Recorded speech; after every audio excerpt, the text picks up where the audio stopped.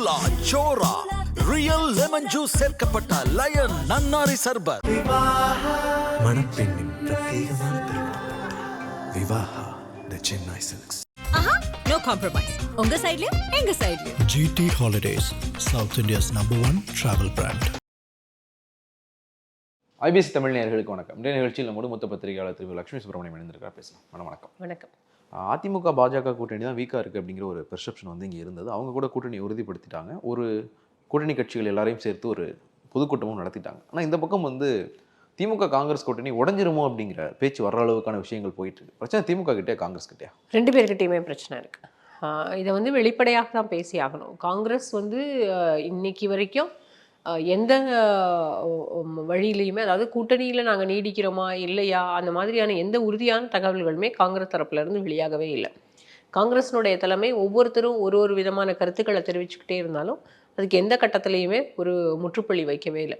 திமுகவிலையும் அதே கதை தான் தொடர்கிறது. திமுகவை பொறுத்த வரைக்கும் அவங்க வந்து கூட்டணி தொடர்கிறது அப்படின்றத வெளிப்படையாக கனிமொழி உள்பட, இன்றைக்கு முதலமைச்சர் மு.க. ஸ்டாலின் உள்பட எல்லாருமே கூட்டணி தொடர்கிறது, அதில் எந்த மாற்று கருத்தும் இல்லைன்றதை திரும்ப திரும்ப பதிவு செஞ்சாலும் இங்கே வந்து ஏன் வந்து அது நின்று போயிருக்கு, குழு அமைக்கிறதுக்கு என்ன தாமதம், காங்கிரஸ்லேருந்து ஏன் இவ்வளோ அழுத்தம் கொடுக்கக்கூடிய ஒரு சூழலுக்கு திமுக தள்ளப்பட்டிருக்கிறது. ஏன்னா இந்த கடந்த 4 தேர்தல்களாக, அதாவது கலைஞரனுடைய மறைவுக்கு பிறகு நடந்த ஒவ்வொரு தேர்தல்லையுமே காங்கிரஸ் வந்து ரொம்ப அமிக்கபிளாக, காங்கிரஸ் டிஎம்கே அலையன்ஸ் வந்து அமிக்கபிளான அலையன்ஸ், ரொம்ப ஃபார்மிடபிளான ஒரு அலையன்ஸாக தான் வெளிப்பார்வைக்கு இருந்தது. உள்ளேயும் அப்படியே தான் அதே ஒரு சூழல் தான் இருந்துச்சு. ஆனால் இப்போ சமீபமாக இந்த 3 மாதத்துக்குள்ளாக அதில் வந்து நிறைய நெருடல்கள், ஒரு கட்டத்திலையும் இவங்க அதிகமாக பேசுகிறதும் அவங்க தரப்பில் அதிகமாக பேசுகிறதும், இது மாதிரியான இந்த பேச்சுக்கள் வந்து தொடர்ந்துக்கிட்டே இருக்குது. 2 தரப்புமே இதற்கு எந்த விதத்துலையுமே முற்றுப்புள்ளி வைக்கவே இல்லை. திமுகவை பொறுத்த வரைக்கும் இந்த கூட்டணி தொடரணும் அப்படின்றதுல அவங்களுக்கு எந்த விதமான மாற்று கருத்துமே இல்லைன்னு தான் நான் நினைக்கிறேன். அதாவது திமுக தலைமைக்கும் சரி, மேலே இருக்கக்கூடிய மேல்மட்ட நிர்வாகிகள் மத்தியிலும் சரி, கீழே வந்து தொண்டர்கள் மத்தியில் ஒரு சில அமைச்சர்கள், அதை தாண்டி ஒரு சில நிர்வாகிகள் அவர்கள் மட்டத்தில் காங்கிரஸுக்கு நம்ம ஏன் வந்து கிரவுண்டில் ஒர்க் பண்ணணும், ஒரு முறையும் அவங்கள நம்ம வந்து ஒரு சுமையாக தூக்கி சுமக்கிறோமே அப்படின்ற ஒரு எண்ணம் ஒரு சாரார்கிட்ட திமுகவில் இருக்குது. ஆனால் காங்கிரஸை பொறுத்த வரைக்கும் பெரும்பாலானவர்கள், காங்கிரஸில் நீங்கள் வந்து தொண்டர்களை பார்க்க முடியாது. அங்கே வந்து நீங்கள் பிஎல்ஏஸ் எவ்வளோ பேர் இருக்காங்க, அல்லது வந்து மாவட்ட தலைவர்கள் எவ்வளோ பேர் வந்து களத்தில் நின்று ஒரு நாளும் ஒரு போராட்டங்களை நடத்தி வேலை பார்க்குறாங்க அப்படின்னா நீங்கள் வந்து விரல் விட்டு எண்ண முடியும்.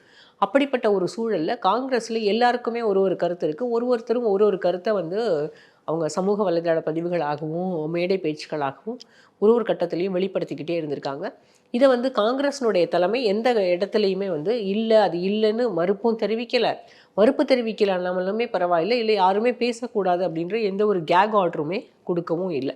அப்படி ஒரு வேளை செய்திருந்தாங்க அப்படின்னா இந்த கூட்டணிக்குள்ளே இருந்த விரிசல் இருக்குது, இல்லாமலெல்லாம் இல்லை. இந்த விரிசல்கள் வந்து இன்னும் வைடன் ஆகாமல், அதாவது பெரிதாகாமல் இருந்திருக்கலாமோ என்னவோ. ஆனால் இதற்கு காங்கிரஸ் தான் காரணமா திமுக தான் காரணமா அப்படின்னா 2 பேரும் காரணம்னு சொல்லும்போது அந்த அளவுகோலை வந்து நீங்கள் வச்சிங்க அப்படின்னா டிகிரி வந்து காங்கிரஸ் செய்த தவறுகள் அதிகம் அப்படின்னு நான் சொல்லுவேன்.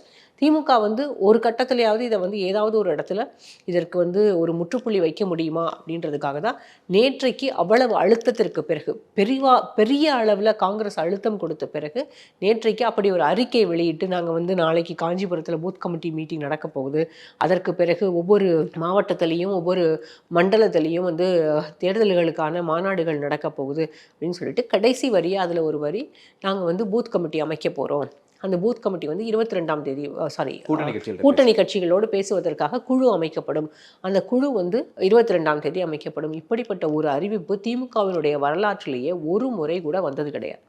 இப்போ காங்கிரஸ் கட்சியினுடைய அழுத்தத்திற்கு திமுக அடிபணிந்து விட்டதா அப்படின்ற ஒரு கேள்வி நேற்றைக்கு இருந்தது. ஆனால் இன்னைக்கு காலையில் இந்த இந்தியா டுடே கான்க்ளேவ்ல சிஎம் பேசும்போது இல்லை, கூட்டணி சுமூகமாக தான் இருக்கிறது, தலைவர்கள் மத்தியில் இதில் எந்த பிரச்சனையுமே இல்லை, தலைவர்கள் வந்து 2 பேரும் அதிகார பகிர்வு, அதாவது அவர் சொன்னது ஒன்று மட்டும் ரொம்ப தெளிவானது, அதிகார பகிர்வுக்கு நாங்கள் எப்பொழுதுமே தயாராக இருந்ததில்லை, காங்கிரஸுக்கும் அது நன்றாக தெரியும், அதனால் இதில் அதிகார பகிர்வு என்ற பேச்சுக்கே இடமில்லை அப்படிங்கிறத அவர் தெளிவுபடுத்தியிருந்தார்.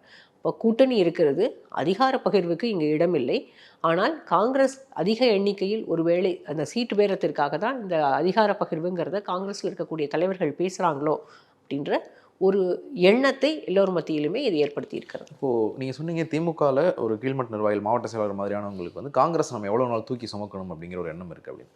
காங்கிரஸ் தரப்பில் சில எம்பிக்கள்கிட்ட பேசும்போது அவங்களும் சொல்லியிருக்காங்க, எங்களை வச்சு தானே அவங்க ஓட்டு வாங்குறாங்க, ராகுல் காந்தியை பிரதமர்னு சொன்னனால தான் இங்கே ஓட்டு விழுது, ஸோ அதற்கான முக்கியத்துவம் வந்து எங்களுக்கு கொடுக்கணும்ல, நாங்கள் இல்லைன்னா திமுகவுக்கு ஓட்டு விழாது அப்படிங்கிற ஒரு காலை வந்து காங்கிரஸும் கையில் எடுக்கிறாங்க, எங்கள் மூலமாக தான் அவங்களுக்கு பலன் கிடைக்கும். அதில் வந்து நீங்கள் சொல்கிறது வந்து ஒரு வகையில் சரிதான் ஜெயலானி. காங்கிரஸ் வந்து ஒரு ஃபோர்ஸ் மல்டிப்ளையர், அது இல்லைன்னு நம்ம சொல்ல முடியாது. ஏன்னா காங்கிரஸ்க்கு ஒரு குறைவான எண்ணிக்கையில் தான் வாக்குகள் இருக்குது ஒரு பகுதியில் அப்படின்னாலும், ஒரு 400 வாக்குகள் தான் இருந்தாலும் அது கட்டாயம் அது வந்து கூட்டணிக்கு டிரான்ஸ்ஃபர் ஆகும். ஆனால் மற்ற கட்சிகளை நீங்கள் வச்சுருக்கும் போது விசிகாவோடது வந்து கூட்டணிக்கு டிரான்ஸ்ஃபர் ஆகும், கம்யூனிஸ்ட்டும் வந்து டிரான்ஸ்ஃபர் ஆகும்.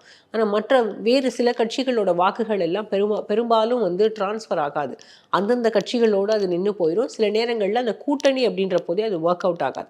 அப்போ இங்கே வந்து அது வந்து ஒரு நேச்சுரல் ஆலியாக இருக்கும்போது இது வந்து 2 பேருக்குமே வந்து பலம் சேர்க்கக்கூடியது. காங்கிரஸ் இல்லை அப்படின்னா நீங்கள் வந்து செக்யுலர் ப்ரோக்ரெசிவ் அலையன்ஸ்னு இந்த கூட்டணியை சொல்கிறதே வந்து பொருந்தாது. ஏன்னா செக்யுலர் ப்ரோக்ரெசிவ் அலையன்ஸ்ன்ற போது உங்களுக்கு வந்து பெரும்பாலும் கிறிஸ்டின் மைனாரிட்டி, முஸ்லீம் மைனாரிட்டி ஓட்ஸ் இதை வந்து குறிவைத்து தான் இந்த பேரே வச்சுருக்கு. இன்னொன்று வந்து காங்கிரஸ் கூட இருக்கும்போது இருக்கக்கூடிய அந்த நம்பகத்தன்மை இருக்கு இல்லையா, சிறுபான்மையினருக்கு இருக்கக்கூடிய நம்பகத்தன்மை, அது வந்து காங்கிரஸ் வெளியில் போகும்போது அது வந்து குறைஞ்சு போயிடும். ஏன்னா இப்போ தமிழ்நாட்டில் வந்து ஒரு பிரச்சாரம் தொடர்ந்து எல்லா அரசியல் கட்சிகளுமே செய்யக்கூடியது என்னென்னா, ஒன்று பிஜேபியோடு நேரடியாக கூட்டணி அல்லது பிஜேபியோடு மறைமுக கூட்டணி. அப்போ காங்கிரஸ் அந்த கூட்டணியில் இருந்தால் பிஜேபியோட மறைமுக கூட்டணிங்கிறதுக்கு வாய்ப்பே இல்லை.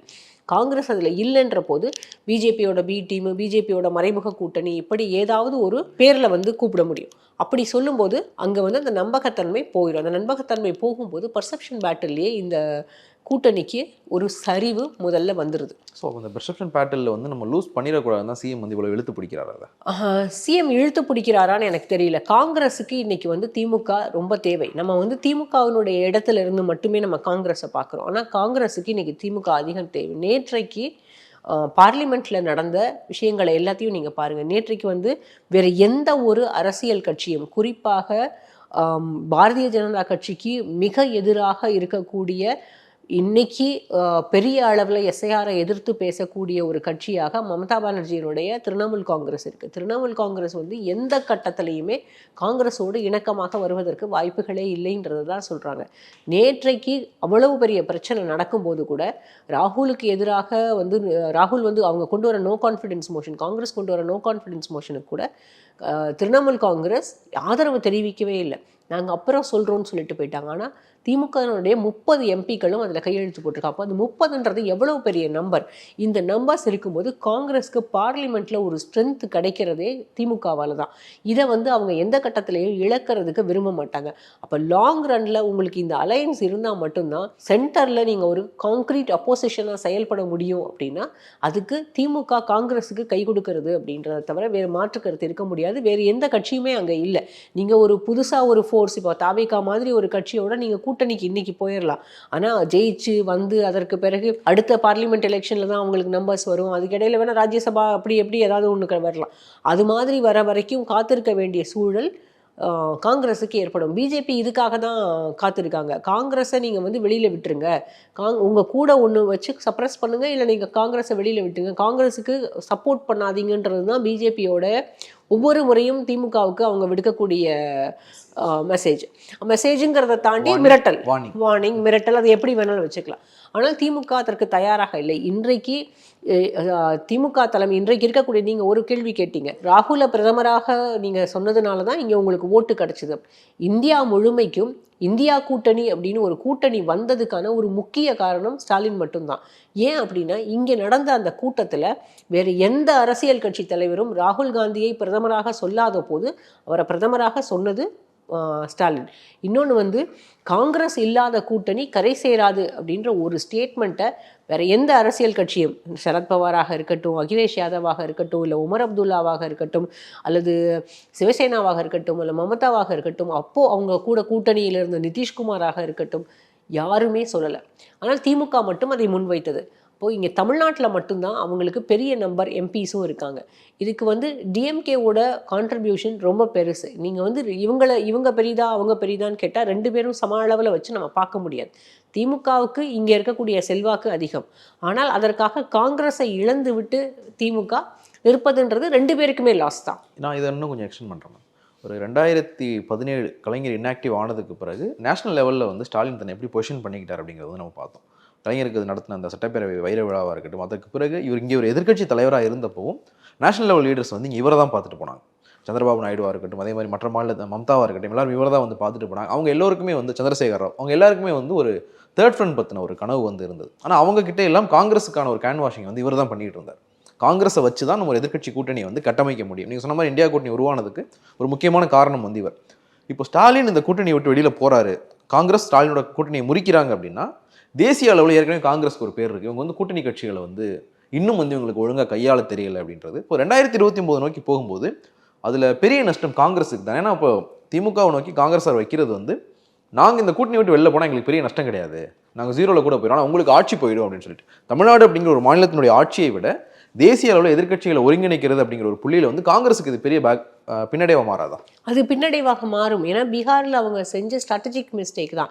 ஏன்னா பீகாரில் வந்து எஸ்ஐஆரை பற்றி அவ்வளவு நீட்டி முழக்கி அவ்வளவு ப்ரெஸ் கான்ஃபரன்சஸ் எத்தனையோ சான்றுகள் எல்லாம் வெளியிட்டு ஒரு மீட்டிங்லேயும் பேசினார் ராகுல் காந்தி. அதுக்கு பிறகு ரொம்ப மெனக்கட்டு கர்நாடகா வரைக்கும் வந்து பெங்களூரில் இருந்த ஃபேக் ஓட்டர்ஸ் எல்லாரையும் வந்து பற்றி பேசினார். ஆனால் இங்கே தமிழ்நாட்டில் ராகுல் காந்தி வர வேண்டாம், பிரவீன் சக்கரவர்த்தி விஜயை போய் பார்த்தார்ல, அவர் வந்து ஒர்க் பண்ணாரா எஸ்ஐஆரில்? இங்கே வந்து எத்தனை போலி வாக்காளர்கள் இருந்தாங்க, அல்லது வந்து அதை எப்படி சரி செய்யப்பட்டது, ஏதாவது பண்ணியிருக்கலாம்ல. காங்கிரஸினுடைய தொகுதிகளில் மட்டும் நீங்கள் போய் பாருங்கள். மயிலாடுதுறை தொகுதியில் வந்து போட்டியிடணும்னு ஆசைப்பட்டவர் தானே பிரவீன் சக்கரவர்த்தி. அங்கே மட்டுமாவது ஒர்க் பண்ணியிருந்திருக்கலாம்ல. இன்றைக்கி அங்கே எம்பி சுதா, அது வேற. ஆனால் இப்படிப்பட்ட ஒரு காங்கிரஸ் எங்கேயுமே கிரவுண்டில் நின்று ஒர்க் பண்ணாமல் இருக்கக்கூடிய காங்கிரஸ் கட்சி எங்களுக்கு அதிக எண்ணிக்கையில் தொகுதி வேணும், எங்களுக்கு ஆட்சியில் பங்கு வேணும். இன்றைக்கி வந்து காலையில் சிஎம் பேசிட்டாரு, அதிகாரத்தில் பங்கு இல்லைங்கிறது திமுகவினுடைய நிலைப்பாடு. இது காங்கிரஸுக்கும் தெரியும். ஏன்னா திமுகவை பொறுத்த வரைக்கும் மத்தியில் கூட்டாட்சி, மாநிலத்தில் சுயாட்சி அப்படிங்கிறதுல தான் அவங்களோட லாங் ஸ்டாண்டிங் பாலிசி. அது அதில் அவங்களுக்கு எந்த கட்டத்துலேயும் அதில் வந்து அவங்க மாறினதே கிடையாது. இனிமேலும் அதில் மாற்றம் வரப்போகிறது இல்லைங்கிறது தான் அவர் இன்றைக்கி தெளிவாக சொல்கிறார். அதற்கு பிறகு மாணிக்கம் தாக்கூர் வந்து ட்வீட் போடுறாரு, அதற்கு பிறகு பிரவீன் சக்கரவர்த்தி ட்வீட் போடுறாரு. தமிழ்நாட்டில் எதுவுமே நடக்கலைன்னா ஏன் மயிலாடுதுறையில் போட்டியிடுறதுக்கு நீங்கள் சீட்டு கேட்டீங்க? எதுக்கு ராஜ்யசபா எம்பி கேட்டீங்க? ராஜ்யசபா எம்பி கொடுக்கலன்னு சொன்னதுனால தானே பிடிஆரோட ஆடியோ அவர் லீக் பண்ணதாக தானே செய்திகள் வெளியானது. அதற்கு பிறகு மயிலாடுதுறையில் காங்கிரஸுக்கு வேட்பாளரே போட முடியல. நாமினேஷன் க்ளோஸ் பண்ணுறதுக்கு 2 hours முன்னால் நாமினேஷன் ஃபார்ம் தப்பாக ஃபில் பண்ணியிருந்தா ஒரு எம்பி சீட்டே போச்சு. இப்படி தான் காங்கிரஸ் வந்து எந்த முடிவுகளையும் இப்போ சரி குழு போட சொல்லி இவ்வளோ அவசரப்படுத்துகிறாங்கல்ல, குழு போட்டுட்டு டிஸ்கஸ் பண்ணி இவங்களுக்கு வந்து இவங்க கேட்குற 40 தொகுதியவே கொடுத்துட்டாங்கன்னு வச்சுக்கோங்க. அந்த 40 தொகுதியும் கொடுத்த அப்புறம் இவங்களுக்கு 40 வேட்பாளரை முதல்ல போட்டுருவாங்களா? உடனே அடுத்த நாளே நாமினேஷன் ஃபைல் பண்ணிடுவாங்களா என்ன? காங்கிரஸ் அதை செய்யாது. இங்கே வந்து செல்வ பெருந்தகை வேட்பாளர்களை தேர்வு செய்து முடிவு எடுத்து டெல்லி தலைமைக்கு அனுப்புனாலும் தலைமை வந்து 2 மணி நேரத்துக்கு முன்னால் நாமினேஷன் க்ளோஸ் ஆகிறது 2 மணி நேரத்துக்கு முன்னால். 2011 இதே மாதிரி ஒன்று நடந்தது. கிருஷ்ணகிரியில் வந்து இப்போ 63 தொகுதி வாங்கிட்டாங்க. அப்போ வந்து கூட்டணி பேச்சுவார்த்தையிலே துரைமுருகனுக்கும் ப. சிதம்பரத்துக்கும் ஒரு வாக்குவாதம் நடந்தது. இவ்வளோ தொகுதி கேட்குறீங்களா, வேட்பாளர் போட்டுருவீங்களா அப்படின்னு இவர் கேட்டு வந்து பிசி வந்து எந்திரிச்சு வெளில போயிட்டார்.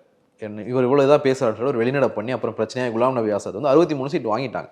கிருஷ்ணகிரியில் என்ன நடந்ததுன்னா, இப்போது தமிழ்நாடு மகிழா காங்கிரஸ் தலைவராக ஹசினா சையதை வேட்பாளர்னு போட்டாங்க. அவங்க வேட்புமனு தாக்கல் பண்ணிட்டாங்க. வேட்புமனு தாக்கல் முடிகிறதுக்கு முந்தின நாள் மக்பூல் ஜான்ற ஒருத்தர் வந்து காங்கிரஸ் வேட்பாளராக மாற்றுது, இவர் தான் வேட்பாளர். வேட்புமனு தாக்கல் முடிகிற வரைக்கும் அவர் வேட்புமனு தாக்கல் பண்ணவே இல்லை. ஒரு 8 பேர் வந்து காங்கிரஸ்காரங்க, லோக்கல் காங்கிரஸ்காரங்க வேட்புமனு தாக்கல் பண்ணி எங்களை வந்து வேட்பாளர் ஆக்கிடுவாங்க, அவங்க வேட்புமனு தாக்கல் பண்ணிட்டாங்க. கடைசியில் அவங்களையும் அறிவிக்கலை. வேட்புமனு தாக்கல் பண்ண ஹசினா சையதினுடைய வேட்புமனு வந்து ரிஜெக்ட் ஆகிடுச்சு. மாற்று வேட்பாளராக தாக்கல் பண்ணியிருந்தால் அவங்க கணவர் சையது வந்து கடைசியில் காங்கிரஸ் வேட்பாளரானார்.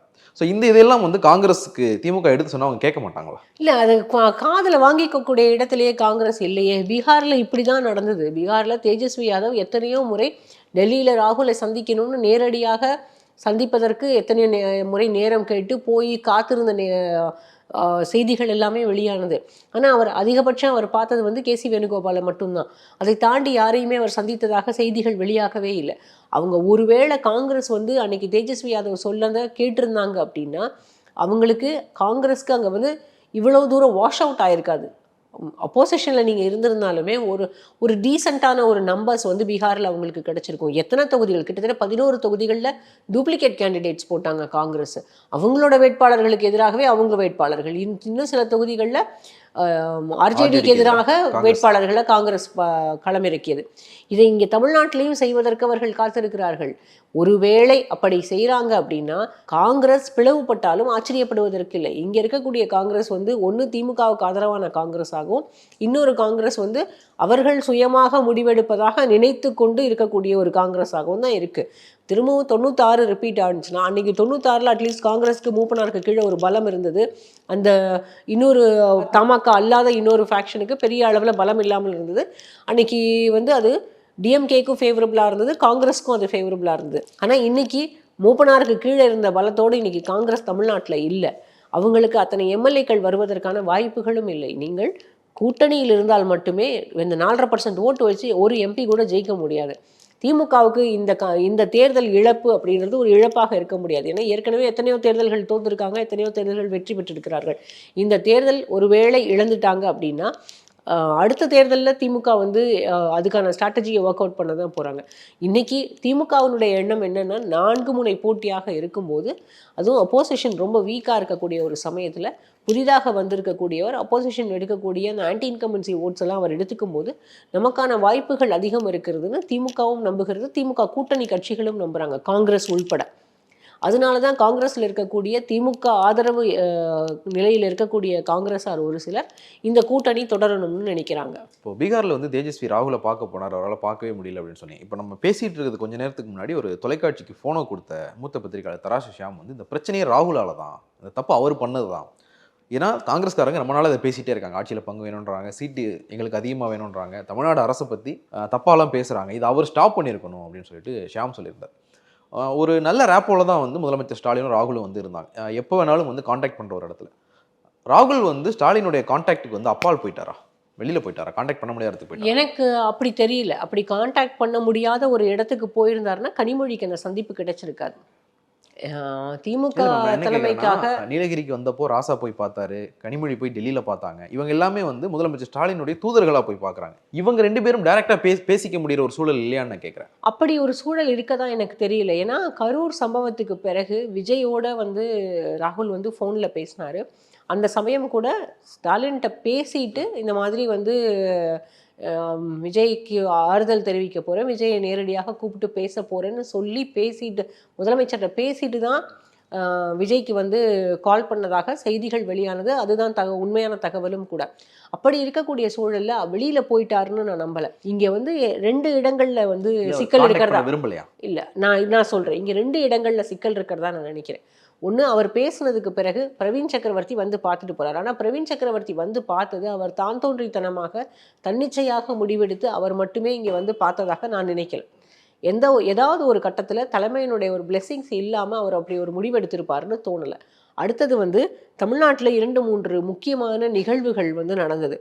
ஒன்று வந்து கல்வியில் சிறந்த தமிழ்நாடு. இது வந்து தமிழ்நாடு அரசாங்கம் நடத்திய ஒரு ஈவெண்ட்டு. இது வந்து தமிழ்நாட்டில் இருக்கக்கூடிய அந்த எஜுகேஷன் ஸ்கீம்ஸ் எல்லாத்தையும் கொண்டாடின ஒரு ஈவெண்ட்டு. அதுக்கு அடுத்தது வந்து வெல்லும் தமிழ் பெண்கள் நடந்தது. அதுக்கப்புறம் வந்து தமிழ்நாட்டில் வந்து லேப்டாப்ஸ் கொடுத்தாங்க. அந்த லேப்டாப்ஸ் கொடுக்கறது வந்து அதுவும் ஒரு பெரிய ஈவெண்ட்டாக செலிப்ரேட் பண்ணப்பட்டது, ஸ்டூடெண்ட்ஸ்க்கு கொடுத்த லேப்டாப்பும். இந்த 3 ஈவெண்ட்டில் முதல்ல கல்வியில் சிறந்த தமிழ்நாட்டுக்கு ரேவந்த் ரெட்டி வந்தார். அதற்கு பிறகு வெல்லும் தமிழ் பெண்கள் நிகழ்ச்சிக்கு வேறு மாநிலத்திலிருந்து யாராவது ஒருவர் இதே போல் ரேவந்த் ரெட்டி வந்தது போல் யாராவது ஒருவர் வருவார்னு எதிர்பார்க்கப்பட்டது.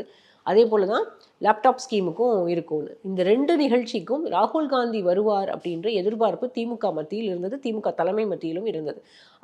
அவங்க வந்து அதுக்கான அழைப்பையும் அனுப்பியிருக்காங்க. அழைப்புனா ஃபார்மலான அழைப்பு இல்லை, அவர்கிட்ட நீங்கள் வாங்க வந்து பார்ட்டிசிபேட் பண்ணுங்கள். ஏன்னா இவர் வந்து பார்லிமெண்ட்டில் இவர் பேசுகிறாரு, மோதியை எதிர்த்து பேசும்போது ராகுல் சொல்கிறாரு, you can never ever enter Tamil Nadu அப்படின்னு சொல்கிறாரு. My brothers and sisters in Tamil Nadu will never allow you to enter Tamil Nadu அப்படின்னு. அப்போ இதெல்லாம் இவ்வளோ வீராப்பு பேசக்கூடியவர் இங்கே தமிழ்நாடு அரசாங்கம் கொண்டாடக்கூடிய சில நிகழ்வுகளில் நீங்கள் வந்து கலந்துக்க முடியல அப்படின்றது தான் இங்கே இந்த நெருடலுக்கு ஒரு காரணம் அப்படின்னு நான் நினைக்கிறேன்.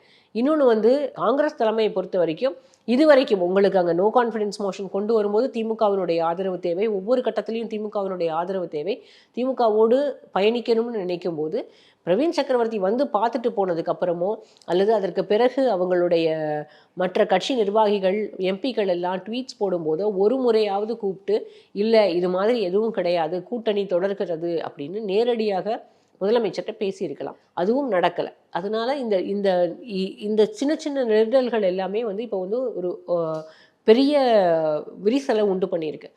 எனக்கு தெரிஞ்சு சமீபத்தில் ராகுலும் ஸ்டாலின் அவர்களும் பேசியதாக கூட தகவல்கள் எதுவும் இல்லை. நீங்கள் சொன்னீங்க இந்த எம்பிக்கள் வந்து ட்வீட் போட்டப்போ ஸ்டாப் பண்ணிடலாம். இதுக்கு வந்து திமுக தரப்பினரும் பதிலடி கொடுத்தாங்க. குறிப்பாக வந்து ஒரு 3 பேர் சொல்லணும்னா ராஜ்யசபா எக்ஸ்எம்பி அப்துல்லா ஒரு ட்வீட் போட்டிருந்தார். அதே மாதிரி செய்தி தொடர்பாளர் இருக்கிற வழக்கறிஞர் சரவணன், டாக்டர் சையத் ஹபீஸ் அவங்க 3 பேரும் வந்து பதில் போட்டிருந்தாங்க. அதுக்கு பிறகு ஒரு கட்டத்தில் அது நிறுத்தப்பட்டது. ஏன்னு கேட்டப்போ தலைமையிலிருந்து எங்களை கூப்பிட்டு எழுதாதீங்கன்னு சொல்லிட்டாங்க, காங்கிரஸுக்கு எந்த பதிலும் சொல்லாதீங்க அப்படின்னு. ஆனால் அப்படியான ஒன்று கூட வந்து காங்கிரஸ் தரப்பு கொடுத்த மாதிரி தெரியல. ஏன்னா இன்னைக்கு முதலமைச்சருக்கே வந்து மாணிக்கம் சொல்றீங்க. அதற்கு பிறகு மதுரை எம்எல்ஏ கோ தளபதி பேசுறாரு. அதற்கு பிறகு இப்போ நேற்றைக்கு ராஜகண்ணப்பன் பேசியிருக்கிறார். இப்போ இவங்க திமுக வந்து முற்றுப்புள்ளி வைக்கலை, திமுகவும் இன்னும் முற்றுப்புள்ளி வைச்சதாக நான் நினைக்கல. இன்னைக்கு ஒருவேளை சிஎம் பேசின பிறகும் நேற்றைக்கே குழு அமைச்சாச்சு, குழு அமைக்க போகிறோம், 22ஆம் தேதி குழு வந்து பேச்சுவார்த்தை நடத்தும் அப்படின்னு சொன்னதும் இந்த ரெண்டுமேனா இதில் முற்றுப்புள்ளி வைக்கிறதுக்கு அடுத்த கட்டத்தை நோக்கி நகர்த்தலாம். ஆனால் காங்கிரஸ் இன்னும் அதற்கு முற்றுப்புள்ளி வைக்கிறதுக்கு எந்த பிரயத்தனமும் எடுக்கலை.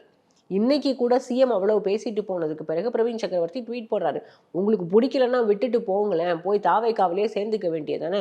இன்னைக்கு தாவேக்கான்ற ஒரு ஆப்ஷன் இருக்கிறதுனால காங்கிரஸ் இவ்வளவு துடிக்குது.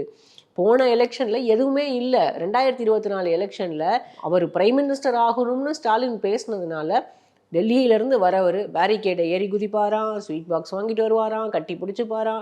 அவர் பிரைம் மினிஸ்டர் ஆகும்போது ஸ்டாலின் நின்று இவ்வளவு பேசுவார். ஆனால் ஸ்டாலின் சிஎம் ஆகும்போது காங்கிரஸ்காரங்க பேசக்கூடாதா? இந்த கேள்வி கேட்டால் நீங்கள் வந்து திமுகவினுடைய ஆதரவாக பேசுகிறீங்கன்னு சொல்லிடுவாங்க. இது வந்து உங்களுக்கு ஒரு கூட்டணியில் ஒரு இணக்கம் வேணும், கூட்டணியில் 2 பேருக்குமே வெற்றி வேணும் அப்படின்னா யாராவது ஒரு இடத்துல ஒரு கட்டத்தில் விட்டு கொடுத்து போக வேண்டிய ஒரு கட்டாயம் இருக்கிறது.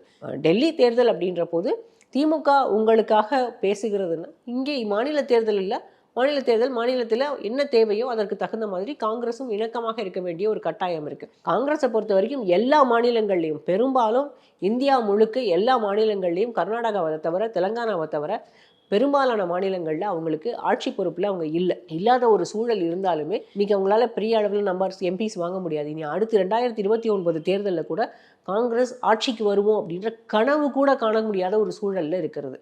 இங்கே தமிழ்நாட்டிலேருந்து தான் அதிக எண்ணிக்கையில் அவங்களுக்கு எம்பிஸ் கிடச்சிருக்காங்க. இந்த எம்பிஸ் கிடச்சதுக்கான ஒரு காரணம் இந்த கூட்டணி. இந்த இந்தியா பிளாக் இல்லை அப்படின்னா அதுவுமே இல்லாமல் போயிருக்கும். அடுத்த தேர்தல் இன்னும் வந்து பெரிய அளவில் இந்தியாவோட டெமோக்ராட்டிக் சிஸ்டமே கம்ப்ளீட்டாக ஒரு சேஞ்சை வந்து விட்னஸ் பண்ண போகுது. ஏன்னா 2027 நமக்கு சென்சஸ் வந்து தொடங்கிருச்சு அப்படின்னா அதற்கு பிறகு இந்தியாவுடைய பொலிட்டியே கம்ப்ளீட்டாக இந்தியாவுடைய அரசியலே மாறி போயிடும். சென்சஸ்க்கு பிறகு உங்களுக்கு டீலிமிட்டேஷன் வந்துடும், டீலிமிட்டேஷனுக்கு பிறகு விமன் ரிசர்வேஷன் வந்துடும். எல்லாம் வந்ததுக்கு பிறகு 2029 தேர்தல் எப்படி பூதாகரமாக எல்லா அரசியல் கட்சிகளுக்கும், பாரதிய ஜனதா கட்சியை தவிர எல்லா அரசியல் கட்சிகளுக்கும் எவ்வளவு சேலஞ்சிங்காக மாறி நிற்க போகுதுன்னு பாருங்கள். அப்போது அப்படிப்பட்ட ஒரு சூழலில் தமிழ்நாட்டில் இருக்கக்கூடிய அதிமுகவோ திமுக மாதிரியான ஒரு திராவிட கட்சியால் மட்டும்தான் இதை வந்து கையாள முடியும், அந்த சூழலை கையாள முடியும். ஏன்னா அவங்களுக்கு கட்டமைப்பு இருக்குது, எம்பிக்கள் இருக்கிறார்கள், எம்எல்ஏக்கள் இருக்கிறார்கள், கையாள முடியும். அப்படிப்பட்ட ஒரு சூழலில் காங்கிரஸ் விட்டு கொடுத்து போகலை அப்படின்னா இந்த தேர்தல் அவங்களுக்கு இழக்கிறதுக்கு எதுவுமே கிடையாது. உங்களுக்கு லோக்கல் பாடியில் ரெப்ரசன்டேஷன் இல்லைனாலும் பரவாயில்ல, உங்களுக்கு அசம்பிளியில் ரெப்ரசன்டேஷன் இல்லைனாலும் பரவாயில்ல, ஆனால் லோக்சபாவில் ரெப்ரசன்டேஷன் இல்லை அப்படின்னா இன்னைக்கு எதிர்க்கட்சி அந்தஸ்தில் உட்கார்ந்துருக்கக்கூடிய காங்கிரஸ் 2029 அதையும் இழந்துட்டு நிர்கதியாக நிற்கக்கூடிய ஒரு சூழல் உண்டாகலாம். இப்போ நீங்கள் மதுரை எம்எல்ஏ தளபதி பேசுனதை பற்றி சொன்னீங்க. இங்கே இருக்கிற ஒரு 4 எம்பிக்கள் இருக்காங்க, ஒரு பேரே நேம் பண்ணுறாரு, இவங்கெல்லாம் எம்பி ஆகி போயிட்டாங்க, இங்கே இருக்கிற காங்கிரஸ்காரங்களாம் வந்து எம்எல்ஏ ஆகக்கூடாதுன்னு அவங்க நினைக்கிறாங்க அப்படின்னு சொல்லிட்டு. இது வந்து எனக்கு என்ன புரியுது அப்படின்னா இது காங்கிரஸ் வெர்சஸ் காங்கிரஸ் அப்படிங்கிற ஒன்று ஓடிக்கிட்டு இருக்கா. ஏன்னா இப்போ இந்த கூட்டணி, இந்த பிரச்சனையெல்லாம் தாண்டி கூட்டணி அமைஞ்சிச்சுனே வச்சுக்கலாமே. ஒரு 40 சீட்டில் ஆரம்பித்து ஏதோ 30 40 வந்து செட்டில் ஆகிறாங்க. இந்த 40 சீட்டில் திமுக காரங்க வேலை பார்ப்பாங்களா இங்கே எம்எல்ஏ நிற்கிறவங்களுக்கு? கட்டாயம். நான் வந்து இது ஆரம்பத்திலிருந்தே அதை தான் சொல்லிட்டு இருக்கேன். காங்கிரஸ்க்கு திமுக வேலை பார்க்கணுன்ற மனநிலையிலிருந்து கீழே இருக்கக்கூடிய நிர்வாகிகள், அதாவது 3ஆம் கட்டத்தில் இருப்பாங்கல்ல திமுகவினுடைய நிர்வாகிகள், நான் மேல்மட்ட நிர்வாகிகளையோ அல்லது மாவட்ட செயலாளர் பொறுப்பில் இருக்கக்கூடியவர்களையோ சொல்லலை, அதுக்கு கீழே இருக்காங்க பாருங்கள், வட்ட செயலாளர், பகுதி செயலாளர், அது மாதிரியான நிர்வாகிகள் வந்து காங்கிரஸ்க்கு வேலை பார்க்கணுன்ற எண்ணத்திலிருந்து விலகி போய் ரொம்ப காலம் ஆயிடுச்சு.